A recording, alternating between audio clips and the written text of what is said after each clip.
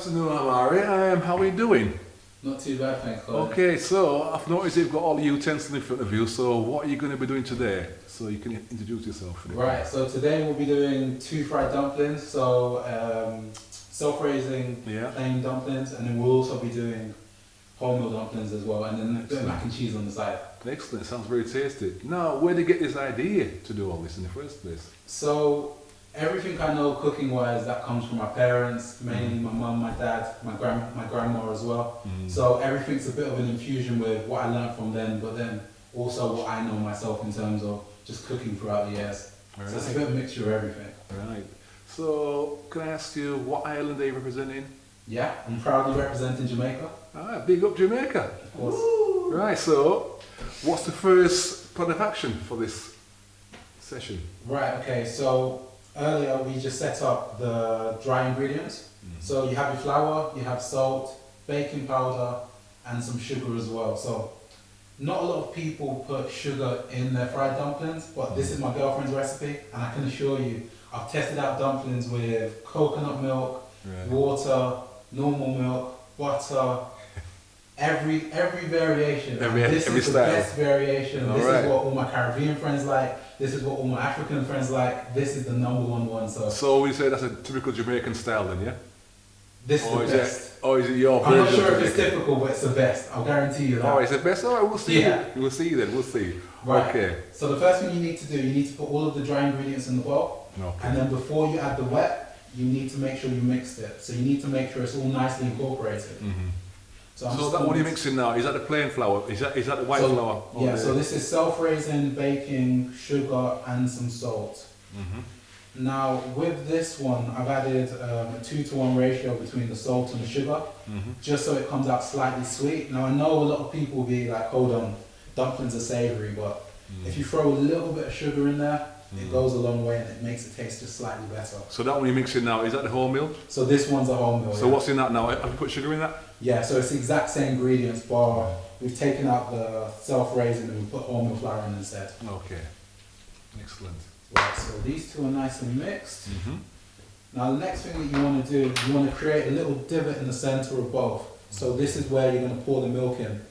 Okay. And in general, what you want to do is a little goes a long way. So you start small by small. So you start small by small, and you incorporate in the sides of the flour until you get into a big dough ball.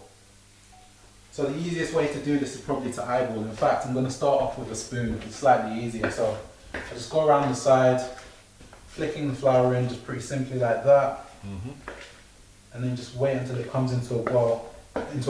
So I keep on just rotating the bowl as well, making sure I'm scraping all the way around the sides, so no flour is missed out. Everything gets nicely incorporated. Yeah. And ultimately, kind of what we're going for is we want to just get it to the stage where all of the flour and the water combine, not till it's super smooth. Because when you start picking off the individual balls, that's when you can work it in a bit more. And then what that does is when we actually fry off the dumplings, you can see nice long creases in the middle, so you can easily rip them apart. So not only does it look a bit better, it's easier when you're eating it as well. Some people like to put their hands in it in the dough mix. Are you one of those, or you start with a spoon? Because some of them start with the fingers. I've seen a lot of people use the fingers when doing that, and some use a fork or some people use a spoon. Is that your preference, is it? Yeah, my preference. I mean, I've done it both ways. I think this way is just slightly less messy, because eventually you're gonna have to pick everything off your fingers. So I like to bring it to a semi kind of brought together ball, and then I'll start going in with my hands afterwards. So I'll do this one first. We're kind of getting to that stage. Right. So wipe with that spoon, and I'll just go in with my hands to assess how much more liquid we need, because we're probably going to need some more liquid, but it's almost there already. So what consistency do you want? Do you want it to be like bread, or is it more wetter than bread when you mix that dough? I would say it's similar to a bread. You want it all to be incorporated, but as you can see, there's quite a lot of lumps, kind of crevices in there. That's not too bad. I'll probably say we're about 80%. Right, yeah. Because I've actually found if you work it less, it comes out with a nicer texture because it's a few spirals around the sides when it cooks off, and it looks a bit nicer. Right. But then when you're doing boiled dumplings, that's a different story. You want them to be smooth. Right. Now, if my uncle was here, he would show you how to do the smoothest dumpling you ever seen in your life. But yeah, you only got me today. Right, so this is kind of what the ball looks like. Okay. That's okay. Omari, you've got 3 sets of doughs here now, and the last time I saw, 2. So, where's your third one come from? Completely forgot. Shout out to all my vegan friends. We've got a vegan one, self-raising flour and water instead of the milk. The milk is slightly nicer, but look, we can't miss out the vegans. So so the middle one, the smallest one is for the vegans, yeah. Yeah. But anyway, that's not problem with that. Anyway, so what are you gonna be doing now? Right, so now we need to roll them out. So as you can see, if you just have a look at the doughs, they're not complete smooth balls. That's because the rest of the rolling out gets done here. So, I've just put a light dusting of flour on the top. Okay. I'm just going to make sure there's a bit of flour on my hands just to help it stick in. So is this the way you're going to start kneading it properly now, or is it done? To be fair, they don't require too much work, so I've picked up a bit. Because I've been doing this for quite some time, I know how much I need. So what you want to do is get 2 hands, slight cup, and just roll in between the 2 fingers. Yes. And make sure you've got your thumb inside because that kind of turns it in. All right, I see. Yeah. So you have a look there, and it's come into a spiral like that. Then you just flatten it down, and then you just push it out from the middle. Now that's probably too small. I like to do it probably slightly bigger. So you can always use the first one as a reference. I've grabbed this bigger piece, and then you just go again. So, Omari, who taught you this style here? Because, I mean, you're a young lad, you're a young guy, so you're teaching, you're talking way above your ears, so who teach you all this thing? Gosh, well, the dumplings, that would be my grandma or my uncle. Right. But the whole cooking journey, that's 100% my mum. So did she have to show you, or you stand behind and watch it like most people did it back in the day? Well, in any black, Caribbean, African family, you can probably relate, we all had chores. And by the time that I turned 12, I had a day that I had to cook.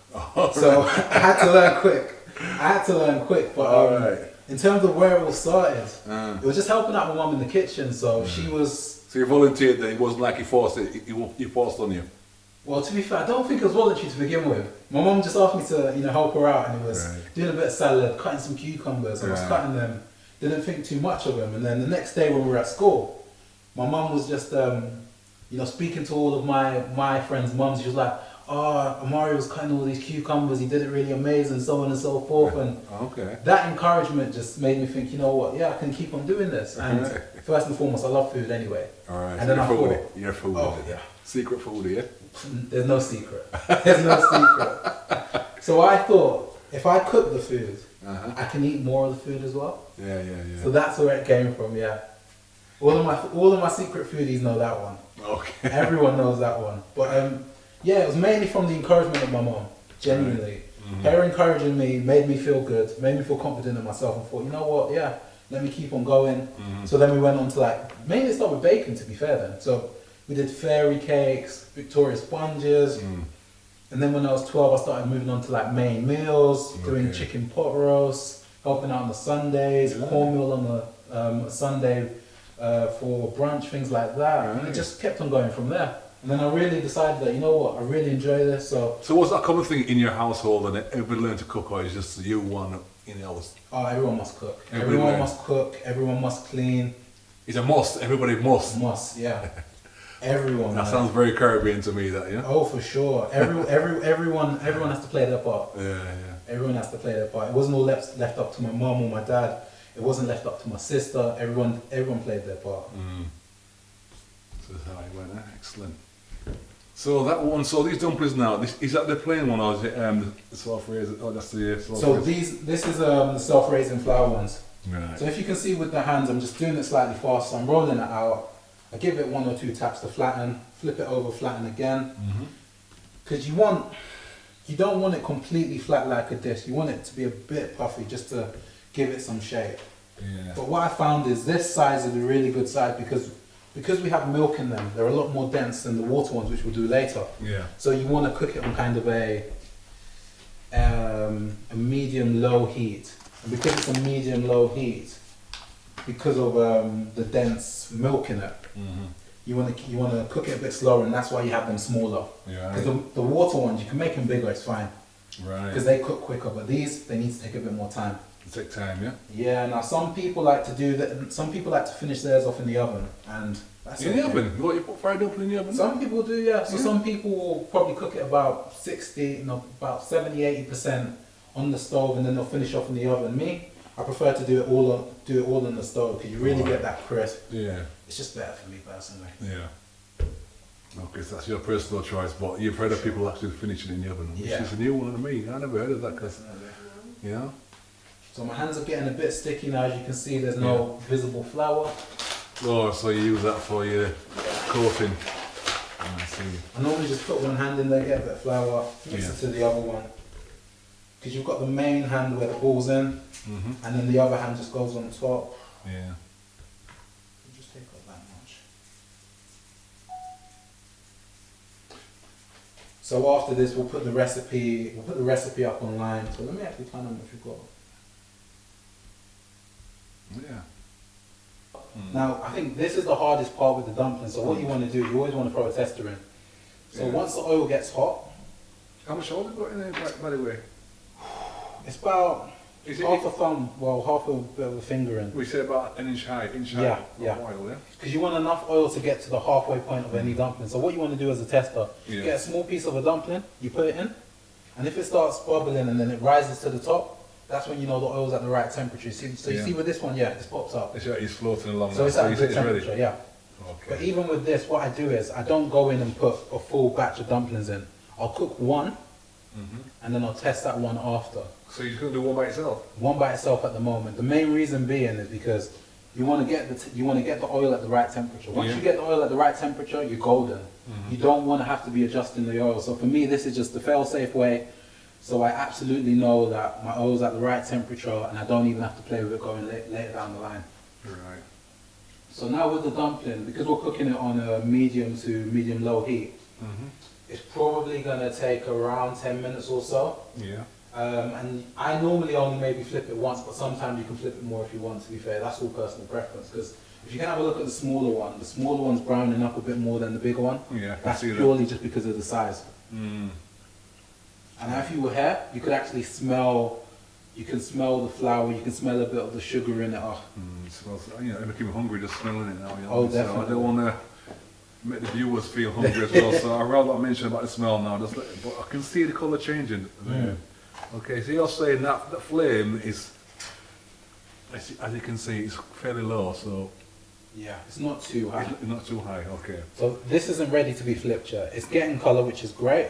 I'd say it's maybe about 60% there in terms of that side, and then we'll flip it. So roughly minutes, and you reckon how long does it need to be in the pot?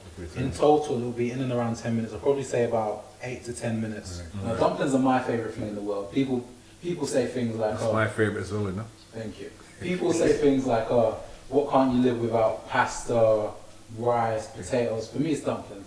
Because I eat dumplings with absolutely everything. I can eat dumplings with peanut butter. I can do it with cooked up tuna. Right. You can have it with your cornmeal porridge in the morning. You can have it on the side of any kind of stew or any meat in the gravy. It's just so versatile. That's right. So versatile. So look. Flour dumpling, you can't live without it. Definitely. So let's have a look at that. No, that's your tester. That's the right kind of. So that's how it should finish. Every dumpling should come out golden brown, then, yeah? Yeah. Okay. Nice and golden. Now, if you see this one, this is probably ready for flipping. Right, let's see. So you just flip that over. Yes. Nice golden colour to it, yeah. So when you put oil in it, you don't put too much oil in. You got to make sure it's sort of about an inch high, so the flour doesn't immerse itself in oil. It's only halfway. It's not too bad there. Now with this, once it's done, it's tempting. You want to rip it open, you want to eat it, but it still cooks after. So you want to take it out and let it rest. You want to let it rest for a few minutes, and then you can rip it open and eat it and enjoy yourself if you want. Right. To be fair, that's my favourite part of eating. So are you one of those nibblers that will, as a cookie, you keep nibbling away at stuff? Absolutely. Absolutely. It's the only way to cook. Oh gosh. You've got to taste your product. I'm surprised that you don't weigh 25 stone because the way you love your food, don't you? Oh, well, this gives me the energy to run around. Gotta have that balance.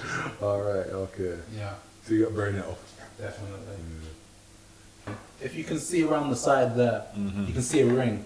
That's right, yeah. Now normally I do this in the Dutchie because the sides are higher, you can use less oil so the overall level is a bit higher, but because this is a bit more shallow, what we'll probably end up doing is flipping it on its side just to cook the side. You cook inside. So that looks like a bit like a donut, doesn't it? When you see it from there, that ring. So basically, once that's the same colour as the top, you're going to put it in the side and keep turning the sides. Yeah. Okay. So as you can see, the other side looks like that. So it looks exactly the same as the top. Yeah. So, but I want to just cook off this little ring bit on the side. So flip it onto its side. Just have it near the edge so it's quite warm. And then you get that going. Now, do you think that it's best to make fried dumplings, right, in a non-stick pan, or does it matter? It's a Dutchie for me. A Dutchie. So it's a Dutchie, is a Dutchie a non-stick pan, or is it what kind of pan is a Dutch pot? I don't know how to describe it. It's a cast iron pot, and the difference between a Dutchie and a normal frying pan is a Dutchie holds its heat better. So it's about heat conductivity. Exactly. And that's the good thing about the Dutchie, because once you get it to the right temperature, you can lower the temperature, but it still retains its heat. Right. And that's why it's so good for stews, any kind of long cooking that you want to do. So Right. the Dutchie is an absolute must in the kitchen. Okay. So there's another tip, brewers. Get yourself a nice Dutch pot if you're going to make yourself fried dumpling. Absolutely. Now, as you can see, this one's done. It's very tasty.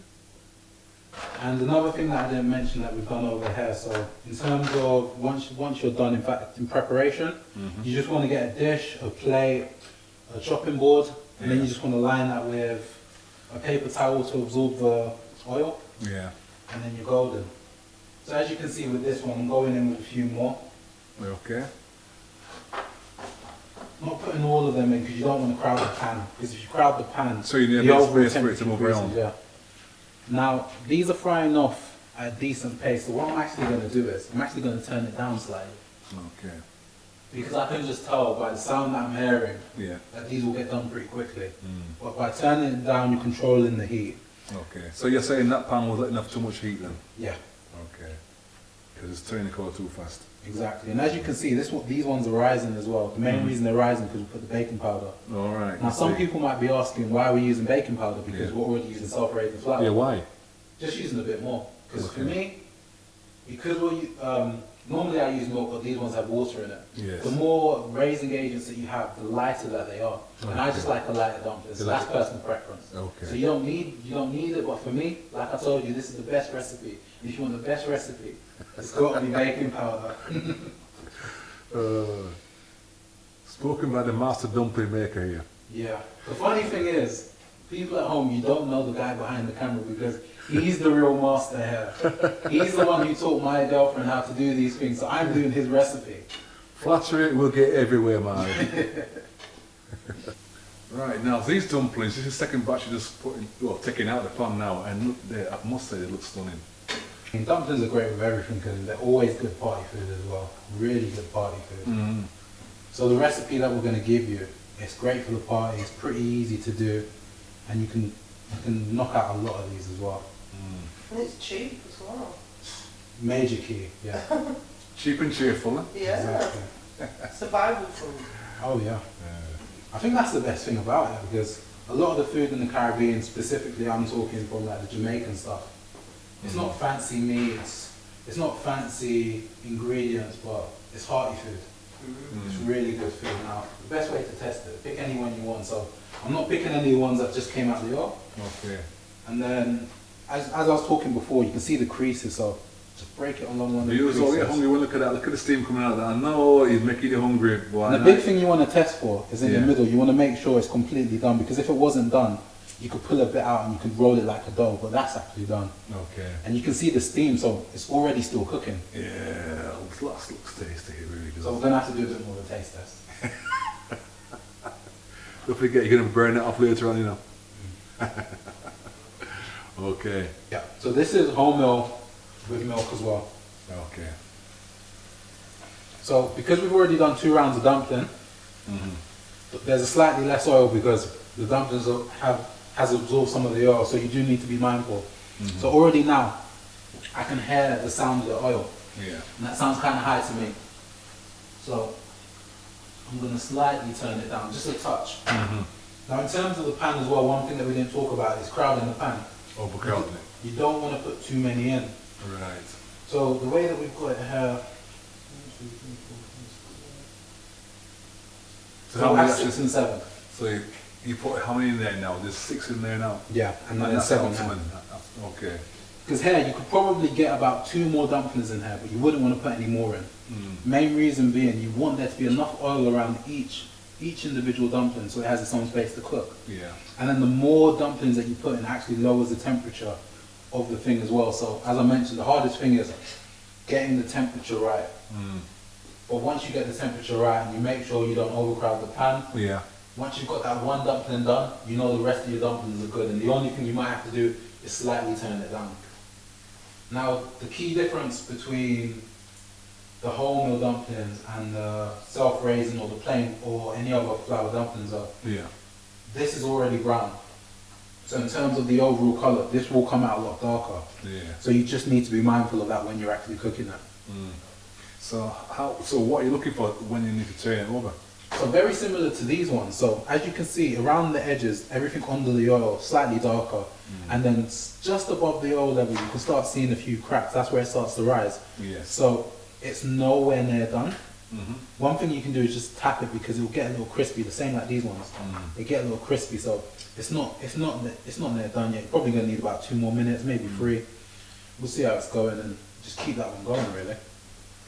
Right, Omari, so back up to this brown dumpling, I find that, you see how quick you can turn them over, you can see how the colour has changed, it's more intense, more than the white flour. Can you give me a reason why it's like that? Yeah, definitely. I think, one, the starting colour of the dumpling is a lot darker. So it's always going to be darker on the finish. I don't know the rest of the technical terms there in terms of why it is, but it will always come out darker and it will cook quicker. So yeah, you definitely want to adjust the heat with that. Yeah, right. So these, I would say, yeah, we're looking pretty much good to go. Yeah. I'm just waiting for you to break one open so I can see what it actually looks like inside if it's done. Yeah. So what we're going to do, probably going to wait about 3 to 4 minutes because it is still cooking. Because as you saw with the other one that we broke open, the steam was still there, and that's what cooks the dumplings. So even if you're cooking it and it's maybe slightly underdone, that's why you wait. Because that waiting can genuinely save your uncooked dumpling and make it cooked. Right, I see. So who teach that? Will your grandma teach you all this? Yeah, it was definitely my grandma. I mean, I think the biggest jump I made with my cooking was one summer where, because my grandma, she's from Jamaica, but then she would come over to England for like long periods of time. And one summer she was over and I was there every day and we were just cooking. Right. Because you know what it's like with Caribbean people. You ask them how to cook something, just throw this, throw that, you're done. They find it very hard to explain things, so I had to stand right next to my grandma. All right. That's the best way to learn, though. 100%. Yeah, because you see it all. You see it all, and you see the small techniques, because I think we take a lot of the things up for granted, or we just do it naturally. And you pick it up from your parents, your friends, and then you just do it, and then you just do it unconsciously. So it's a bit of a skill to actually be able to explain to people what you're doing, but that's how I learned. Side by side with my grandma, watching her cook, asking her questions, just being inquisitive, because I guarantee you there's someone in every family who knows how to cook. And they're just untapped potential. You need to ask them. Yeah, every family's got a chef in there somewhere. Exactly. Every family's got specific recipes or ways that they do things, and I think everyone, it's your duty to kind of carry those traditions on, because they always change, and cooking for me is a reflection of myself. It's a reflection of where I am, where I've been, where my family is, and so on and so forth. So that's why I'm really passionate about what I cook, because anytime I'm cooking something, I'm bringing the knowledge of my grandparents, I'm bringing the knowledge of my parents, of my friends from different... so you reckon it's your job now to pass it on now to 100%. The next generation who come after you then, yeah? 100%. I think it's really important, especially I think overall in the Caribbean, but especially in Jamaica, because that's where I'm from, I can speak from. So what about the kids, the youths at your age, right, in the UK? Yeah. Do you think that they're cooking to your level now, or they're not bothering? I don't think cooking's a huge thing. I think one is because there's a lot of pressures on people my age, and there's a lot of things that you have to do between uni jobs, and then even with the job, there's so many extracurricular things that you have to do to climb the ladder. So I think a lot of us feel a lot of time pressures. So they haven't got the time to really put in. I think so. And then in addition to that is, fast food is so readily available, it's so cheap. You can order things on your phone, your laptop, like, it's just so accessible. It's convenient food, but is it any good? That's the whole point. It's alright having convenient food, but is it good? We've got to really put it out there that it's better to learn to cook your own thing and get more out of it, really. Now, if you're asking my opinion, 100%, there's nothing better than home cooking or something that you cook yourself. But I'm aware of the time pressures and constraints. But I think it's absolutely vital. Everyone should know how to cook. It's a lifestyle. Yeah, standard. Yeah. Because when you know how to cook, you can control your diet. Not only can you control your diet, you can actually host other people. Because one of the things that I've been getting into recently is actually, bringing people around my dinner table and sharing my food, and that's a great way to have conversations. And the fact that you've done it yourself is a more achievement, and people will be more impressed that you can do it. Oh, definitely. And I think once people can see it, they want to probably get inspiration from it. And say, well, if Omari can do it, then surely I can do it. Oh, hopefully, yeah. Because everyone starts somewhere when it comes to cooking, but the main thing is you have to start. Because if you don't start, you're never going to progress. And it's all about the journey. A lot of people think it's quite daunting. I can't cook this, or how do they do this, so on and so forth. Has any of your friends ever asked you anything like recipes out? So, Omari, I know you can cook. Show me how to make this. Show me how to make that. Yeah, definitely. Like, I pass on my recipes to any of my friends who want to know, because, like I said, you want to be passing these things on to other people as well. Because I think it's such a good skill. It benefits an individual, but it also benefits people that they know, so it benefits community. So it's really important that people keep on cooking, they develop their skills, they pass on recipes, and things just keep on living. Good, man. Yeah, man. So as you can see again, that's good. Yeah, what do you think? What do you think? Of course it's good. Of course it's good. So yeah. The master has spoken, eh? Nice, good wholemeal dumpling. Yeah. I'm going to taste it for you guys, and I'll just tell you how it tastes. Okay, excellent. Right, Omari, so you've done it fried dumplings. Yep. So what's the next thing on the agenda? Right, so we're going to do some mac and cheese. This is a mixture of my classic recipe that my grandma did, and the more modern one where you're actually making a cheese sauce from a roux. So I'm going to prepare the vegetables which go in once it's all done, just before it goes in the oven. Yeah. So in terms of what we do here, you start with topping and tailing your vegetables. So you just get rid of the top. Yes. And then you get rid of the ends. And that's why people call it top and tail. Top and tail. So you just level it off, cut that off. Also, what we did do off the camera as well, I just washed these off. So what I normally do is I'll have one bowl for my prepared ones, and then one for my waste. Because then that's just a bit easier. Okay. So now the way that my grandma does this, my mum does this, everyone in my family makes it easier. We don't go into cutting it straight away. Right. So we split every end of the spring onion. This way you can just cut smaller pieces.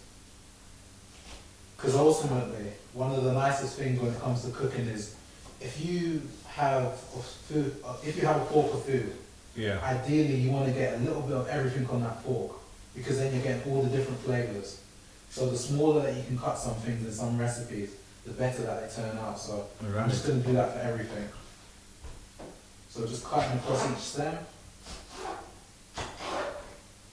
and then cutting across the whole thing as well.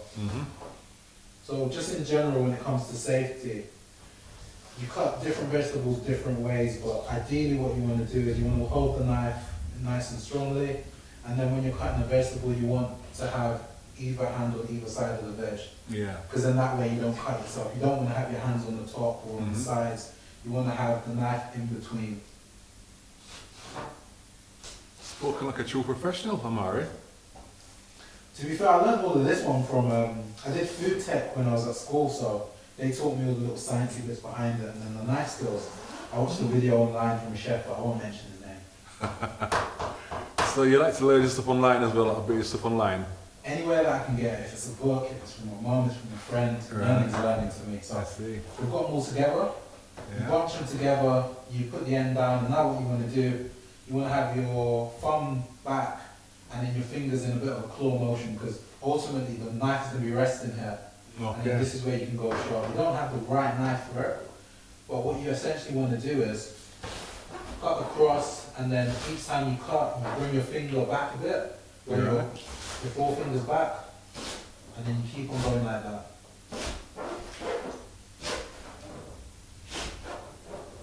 Now ideally we would have a smooth knife to do this, because then we could just chop, chop, chop, chop, chop. Okay. So this one's a bit of a serrated blade, so you just do what you can really. Okay, so make do with all the equipment what you're using right now. Absolutely.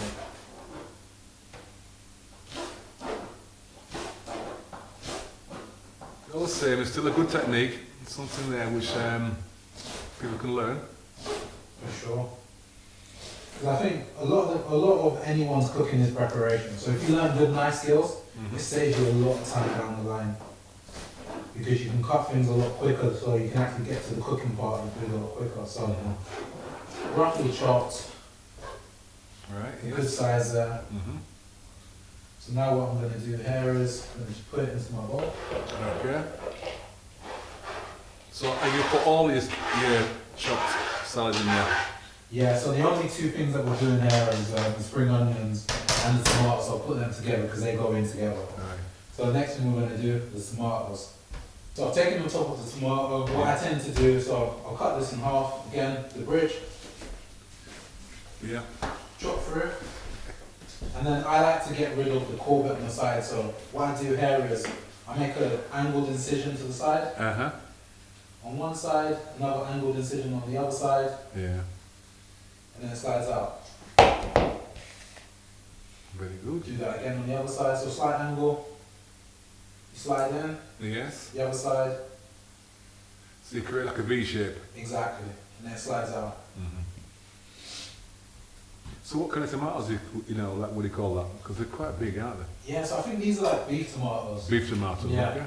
I don't play around too much with my tomatoes, so I tend to use beef tomatoes for the majority of the cooking that I do. The small ones are great, they're nice and sweet, perfect for a salad, but for something like this, you can use a bigger one because then you're not cutting lots of diddy tomatoes. Right. So with this, I'm just cutting across, and then I'll spin it around, and then we'll cut again. So we get nice cubes here. So is that the thing, what you're looking for, cubes? You want cubes? Yeah. So again, nice uniform shapes. Now we probably won't do 2 because this looks about enough for the amount of pasta that we do. But it's never an issue if you do too many because you can just eat them after because they're great tasting. Okay. I do like the odd beef tomato in a salad. Yeah, for sure. So put that in the bowl as well. Get cracking on the other half. Yeah. So bridge again. Then you just cut through. And then I'm using my fingers on the other side of the cut ones to keep pressure on it to keep it together. Yeah. Because if I don't, they could easily just go everywhere. So I want to keep them together while I'm doing all of the cutting. That's a secret to keep the tomato in place so you don't make it get too much freedom to move because then you won't cut it properly. So yeah, pressure on both sides and then just cutting down.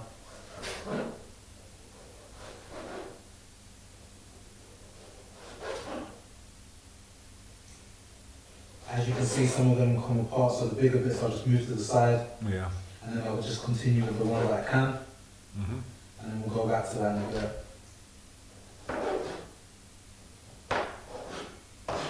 Few slightly bigger bits, so we'll just tidy those up. Happy with that, and then we'll go back to this bit. So again, cut across, spin it around, and then cutting it again. So the idea is to get small pieces. You don't really want in the big chunks, really. You want small pieces. No. But I'm one of those people that if you put a dish in front of me with like 3 different things, so you've got like the rice, you've got mac and cheese, you've got curry goat. On every forkful, I've got to have a bit of everything on my fork. So that's probably where it comes from. So we've got the prepared vegetables, so that's all done.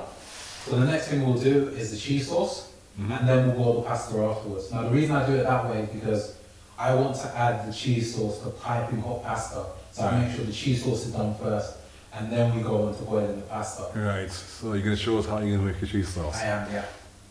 Okay. Right, so we're going to make a white sauce, a classic white sauce. A classic white sauce, yeah? Yeah, and the main way you do that is you make a roux. So Right. a roux is equal parts plain flour and butter, and then you add the milk in, which makes it the white sauce. But then to make it the cheese sauce, you throw in the cheese. Right, so let's see the first stage then. So I'm started on a low fire, Yeah. and I'm probably gonna put it about low medium. Yeah. Turn it up a little bit. And now what you need is equal parts butter, equal parts plain flour. Right, so. So I'm just gonna measure this roughly by tablespoons. Right, so that's your style of measurement. Well, I normally actually just use a scale, but today it's a bit more of a yardie style. This. You're doing your style, so just 3 tablespoons full of butter. Yeah. So I'm gonna melt this down, and then once we melted it down, then I'm gonna throw the flour in as well. Right, how much flour are you going to put in there then? 3 tablespoons as well. 3 tablespoons. Equal parts, yeah. Right. So what you want to do with this is you want to cook the rawness of the flour out. So once all of the butter's melted, you'll see I'll throw the flour in. I'll be mixing it quite vigorously, and then I'll do that for a few minutes until it comes quite almost to like a ball. And then I'll slowly add the milk. And when you add the milk, it starts to thicken up. Right. With it. As you can see, this is actually starting to bubble. So I'm actually going to turn it down. Alright. So you don't want it bubbling, you just want it to melt basically. Yeah. Right, so that's pretty much ready for the flour. Okay. Come on. 2 and 3. Alright. So you're right. 3 tablespoons to 3 tablespoons of That's the butter. one. And as you can see here, it comes together really quickly. Right. And you constantly want to be whisking this. So you're whisking out all the lumps, making it nice and smooth. And if you can see what I'm doing, so this pan, it's slightly raised in the middle, so everything pulls around the side. So I mix in the middle, but then I'm also going around that side. Yeah. Because you don't want any bit to catch. So make sure you get the whole pan. So it's coming together really nicely here. Bubble now, yeah? So what I'm actually going to do is I'm actually going to turn the fire down again. Okay, so that's still too high. Yeah, keep it a bit more gentle because I want to cook it. I want to cook this out a bit more.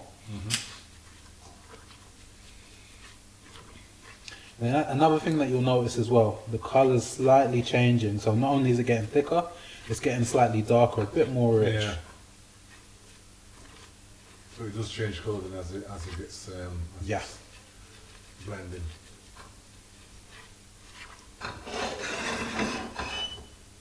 Still quite high, so I'm going to take it off the fire for a bit. So is that a technique that you put it on the fire, off the fire, on the fire, off the fire? Is that one of your techniques then, yeah? That's one of my correction techniques. That's my technique because I put the fire too high. So that's a trade secret, right? Is that right? Yeah. Right then. But again, that's another main thing about cooking, adaptation. But everything doesn't have to be perfect. But you need to be confident in your own ability. You need to be confident that you can fix something. And the key is to actually notice things before it's too late. So I noticed that it was bubbling. I didn't wait until things were burnt. Right. Because then that way you can come back and you can start actually making alterations. So I'm probably going to do this for about maybe a minute, maybe 2 more. Then we'll start adding a bit of milk in slowly and gradually. Right then. Because when you add the milk, that's when you really have to whisk it vigorously. So it's just these 2 ingredients you put in the pan, you know, for the sauce, really. So far. And then I've got my own magic seasonings, which I'll talk about a bit later. Okay. It's got its magic ingredient, which is going to introduce to the pan in a minute. So the first thing that we're going to do, well, before we add the milk, I'm going to add the bay leaf. Alright, bay leaf. Now, I actually got this bay leaf from our friend who actually has a bay leaf tree in his garden. So get you a friend with a bay leaf tree. that's definitely the key. So what happens if you haven't got a friend with a bay leaf tree? What happens then? You're screwed. Most big supermarkets they'll sell bay leaves. It's easily available, yeah. Okay. Bay leaves are great in any kind of stew. You can put them in your rice as well. It's absolutely fantastic ingredient. It's really hard for me to even describe. what the flavour is, but it's sensational and it actually adds a good flavour. So I just add it in there because I think it releases the flavours a bit better than if I added it in afterwards. So what we're going to do here is we're going to turn the heat up slightly and then we're going to add milk gradually. So a bit of milk there. And vigorously whisk that. Have you turned the fire up as well? Yeah, just turn the fire up. Okay. But we're going to turn it up a bit more. So here we're going to vigorously mix that. You want to make sure there's no lumps. So you just got to keep stirring, stirring, stirring. Yeah.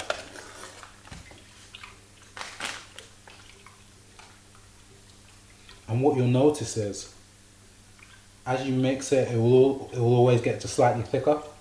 So at the beginning stage, I add small bits of milk. Yeah. So it gets thicker. Because as you can see, like it's just getting a bit thicker. It's coating the pan a bit better. Yeah. So that's really nice and smooth, nice texture. It would start to bubble a bit now. So again, add another splash or two of milk. Does it matter what kind of milk you use to make this?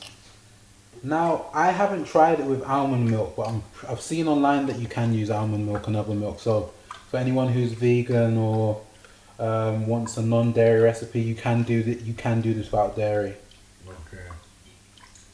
So as you can see there as well, there were a few lumps there, but again, whisking all of those out, making sure I'm getting all around the edges. There's a lot of people focus on the middle here, but you have to get all around the edges. Alright. So do you wait till it starts bubbling again before you spread it, or do you? Close to, yeah. Because when it starts bubbling, you can see some bubbles forming. It's getting a lot thicker. But I mainly just make sure that I whisk everything out so it's nice and smooth. Because that's what you want to do. That's the main reason why you do it in stages. Alright. Now, if you were here, one of the things that you'll be able to smell right now is the bay leaves, because they've released their flavours. So again, just more whisking. Start with the middle, and I'll make sure I go around the edges as well. Yeah. Now at this point, it's slightly runnier because we've added more milk. Yeah. Absolutely fine, because what we're going to go in with later is the cheese, and the cheese is going to thicken it up slightly.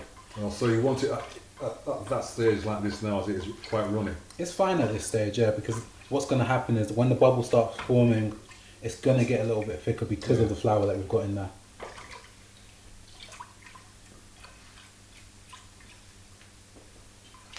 So that's nice and smooth.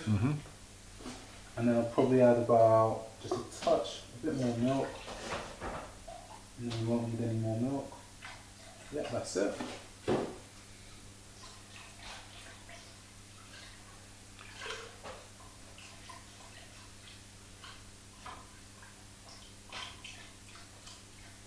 So once you make this sauce, you're going to put it aside and they're going to deal with the pasta? Yeah. Right. And like I said earlier, the main reason I do this is because it's very easy for the sauce to go wrong. So I just give it my undivided attention. Now I've just slightly turned down the fire because we're going to add in the cheese now. So we've grated a lot of cheese. So I've grated some Gouda cheese and also a mature cheddar. Right. Now I think a lot of people just have cheddar at home, and that's a fine cheese, but there's so much more cheese out there. And the great thing that you need to do is you need to explore different cheeses. You need to explore different combinations of cheese, because different cheeses have different flavors, different textures, and they give your dish slightly different things. So I'm going to go use any kind of cheese really to make the macaroni cheese? Yeah, for the most part, yeah. Because if you want a really stringy one, mozzarella, that's your cheese to go with, because it gives it a nice stringy texture. These two cheeses will give it a nice thick. Could you use texture. goat's cheese? Definitely, yeah. Goat's cheese is an underrated cheese that you can really put into a lot of different things, especially sauces, like any kind of tomato-based sauce, or even a stew. But today we're going with these two mixes. So I'm going to mix all of that cheese in until it's incorporated, as you can see, not quite. So we're going to keep on going. Now you might need to play with the temperature a bit here, because look, my cheese is still not done here. You don't want to get to a stage where this is boiling. You never want it to be boiling. Right. So you always want it to be like a step or two below that. Right, so the sauce is pretty much at the level that you want. So one tester that you can do is you can get a spoon, Yes. submerge it in, draw a line, and if that line stays, you're golden. So that's a good thickness, because when it goes, that's a good technique, that. it is, yeah. What taught you that then? I think Gordon Ramsay, you know. No. Gordon Ramsay, yeah. I didn't want to mention his name, but boy, he taught me a few things. He taught me a few things. So at this stage, I'm going to take the bay leaves out. Okay. And now we're going to add the seasonings. Right. So far, the only thing we've had in this, bay leaves. But this is a special blend. So mustard powder, garlic, lots of garlic. Me and my girlfriend, we love a bit of garlic, so we always add a bit more. So mustard powder, garlic, onion powder, then different types of peppers. Now, I'm a big fan of diversifying the types of peppers that you put in any kind of food. So I've used some white pepper, some black pepper, some smoked paprika, and some plain paprika. Now, you don't need to do that, but I just like having a deeper, more complex flavour. So this combination is what you put together yourself then, yeah? Yeah, so that's a combination of things that my grandma did and things that Gordon Ramsay did. Yeah. Is he a hero there or something, yeah? He's not my hero, but he's What's a, wrong he's with a good old damn Ainsley? good What's cook. wrong with good old Ainsley? Well, the funny thing is, the kids in my food tech class used to actually call me Ainsley Harris. So Is that right? they did, yeah. So Ainsley is the OG, so we can never disrespect him. All right. Now with the white sauce, it will thicken over time slightly, but that's fine because the pasta will be done in about 12 odd minutes. So you get your pasta, you look on the back, we'll probably say anywhere between 11 minutes to 15. Now because we're baking this in the oven afterwards, you don't want to cook it for that upper limit. You want to cook it for around 10 minutes. Right. You want your pasta to have a slight bite, so we'll do that and we'll show you a bit. Okay. All right, Mary, so you've done the jus, the cheese sauce. Now you're going to do the pasta. The pasta's soon to be done and that's ready to be prepared now for the next stage. So this is something that we did earlier. Now with the pasta, because it's going in the oven, whatever the guidelines say, you don't want to do it for that much time. So if the guidelines say 10 to 13 minutes, you want to do it at 8 minutes and then check it at 8 minutes. Right. Because you still want it to have a bite, so you take a bit out, bite it. I've already done that, so I'm going to do it again. My time has gone off at 8 minutes, perfect. Okay. So now what you want to do, you want to drain it off.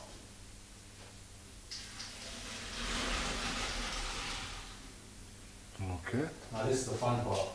You drain it off, you put it back onto where the hot fire was, but the fire's off. The fire's off, yeah.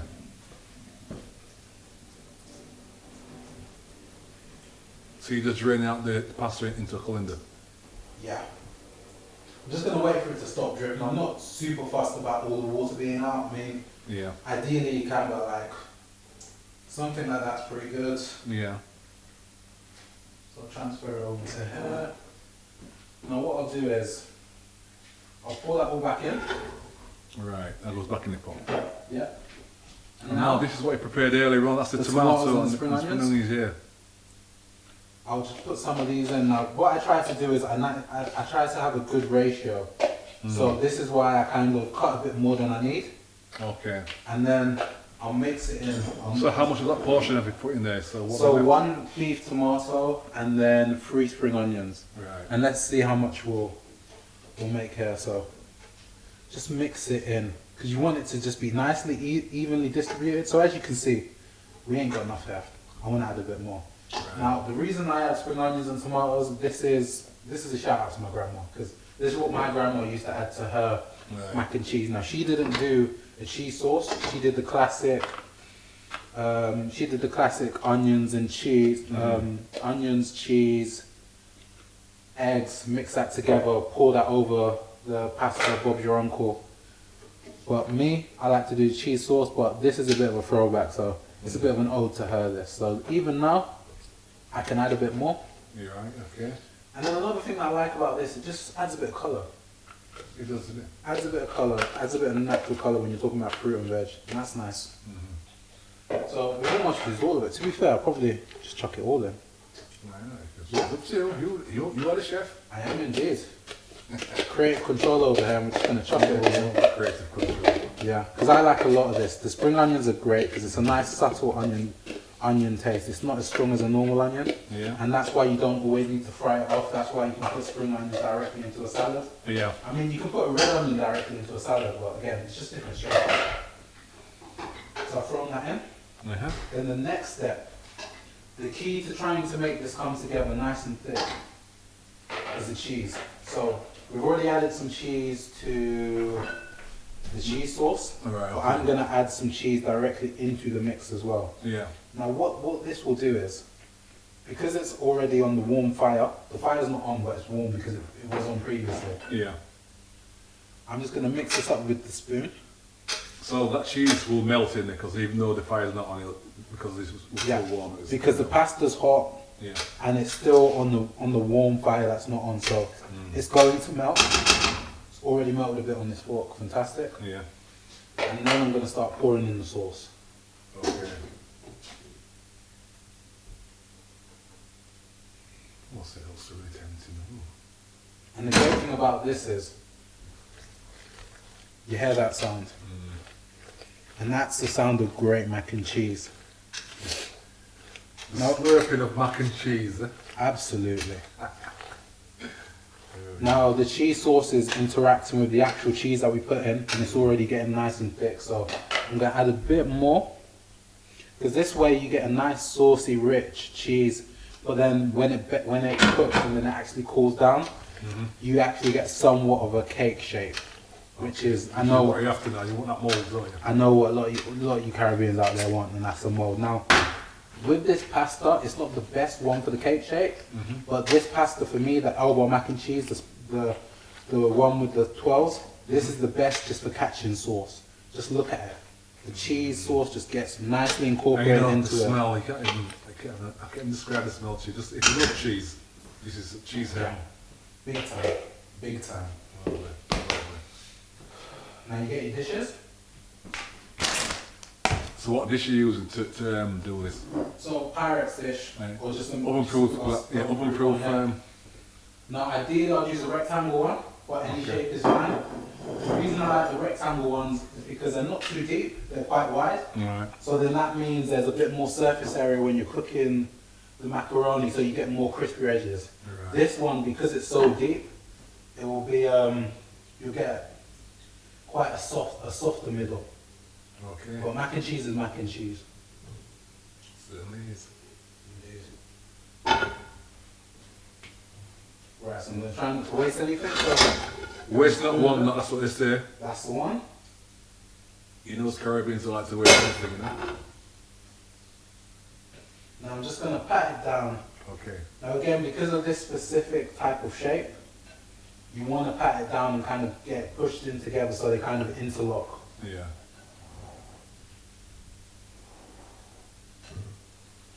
Is that what causes it to bind then? Because you've pressed it down tightly? Yeah. Okay. In fact, I'm just going to give this side a bit more of a mix. That's one thing, good thing about having a glass-proof dish. You can see right through it, so you can tell whether it's banded or not, isn't it? Absolutely.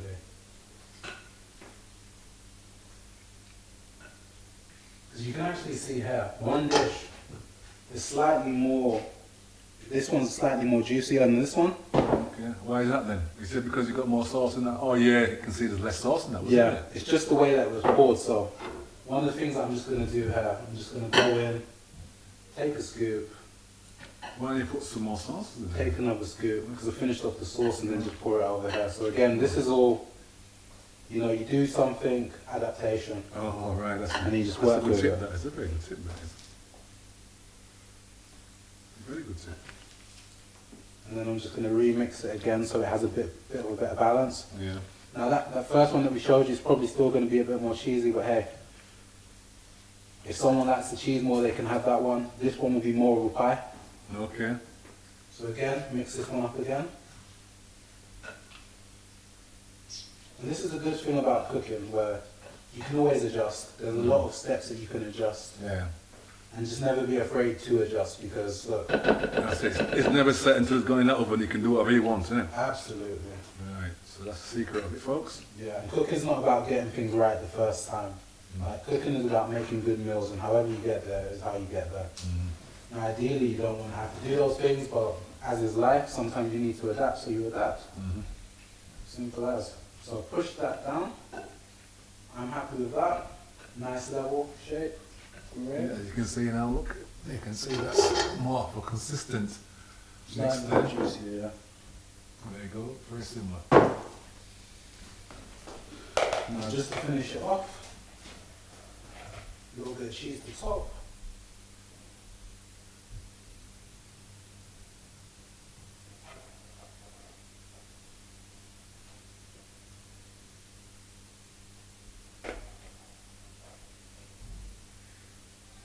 So how much cheese would you put on the toppings? You be generous with it, or you have to be sparing with it?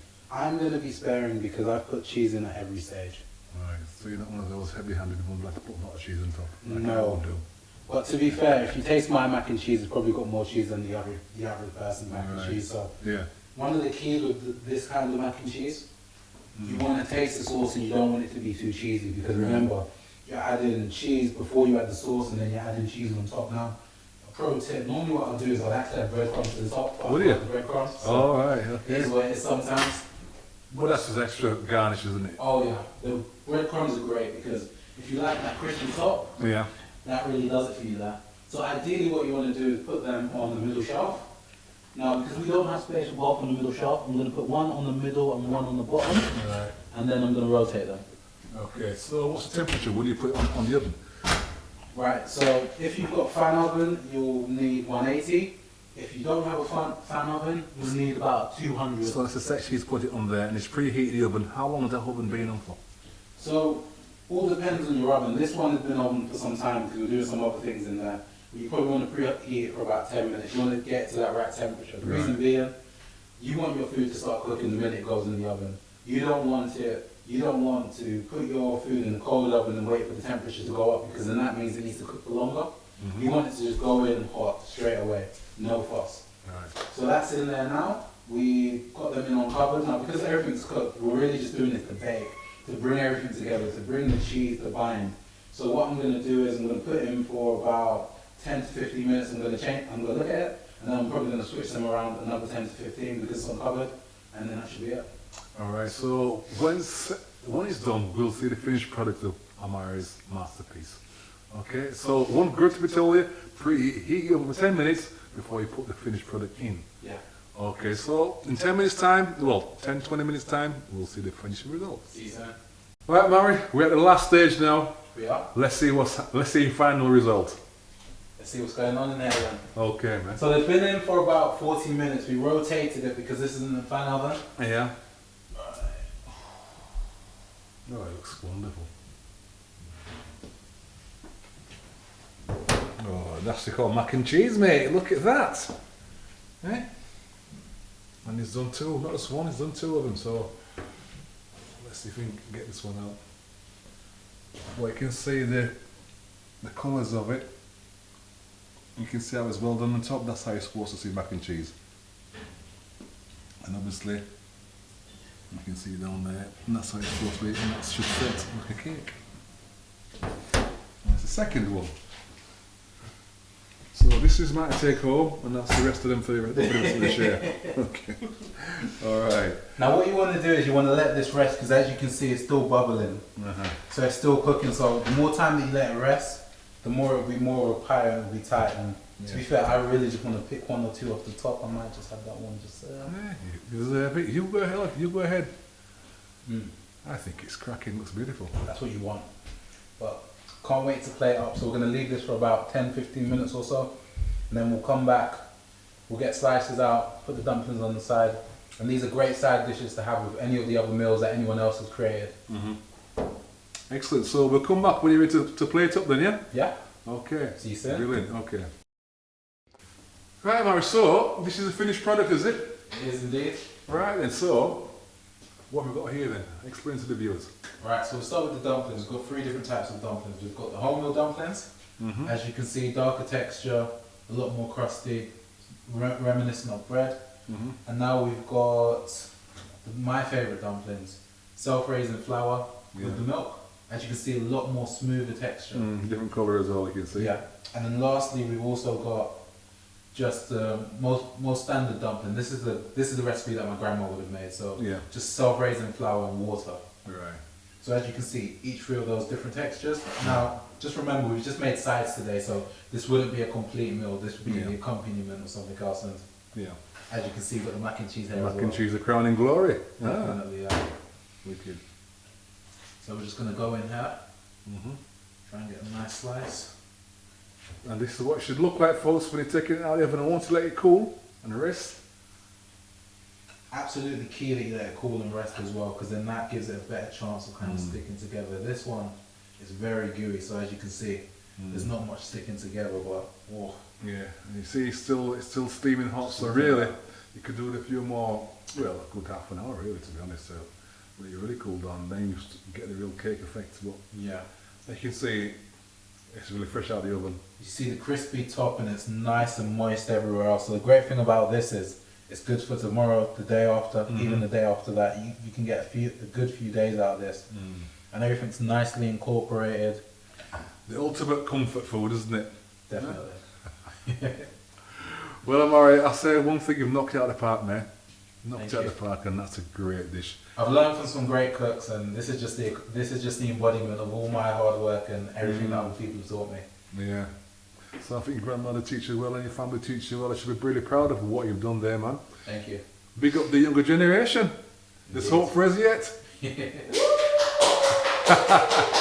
Respect you. Thank you. Well done, Mary. Cheers.